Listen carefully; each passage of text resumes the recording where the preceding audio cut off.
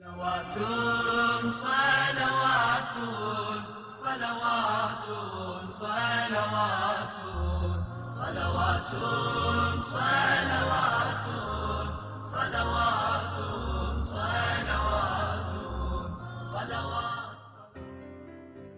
حضرت مہدی عجل اللہ تعالی فرجہ شریف امام حسن عسکری علیہ السلام نے اپنی طول زندگی میں بنی عباس کے ہاتھوں بہت ظلم و ستم سہا۔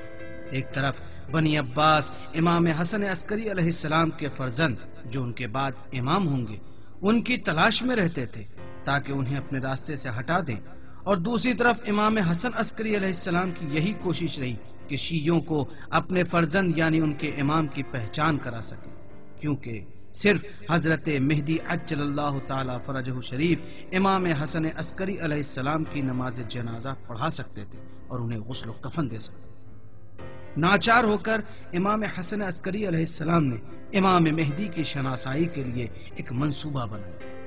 ابو دیان امام کا ایک ساتھی مقرر ہوا کہ امام کے خطوں کو شیعوں تک اور دیگر لوگوں تک پہنچائے۔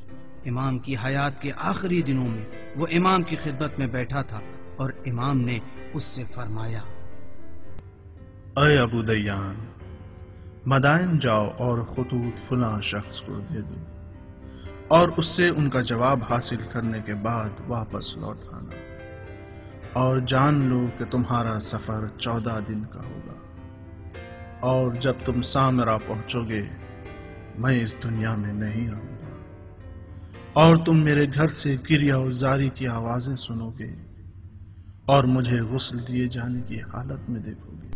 میرے آقا، اس موقع پر آپ کے بعد امام کون ہوگا؟ امام نے فرمایا، وہ جو تم سے ان خطوط کے جواب طلب کرے گا وہی میرے بعد امام ہوگا۔ اور کچھ؟ امام نے فرمایا، مشکل یہاں پر ہے۔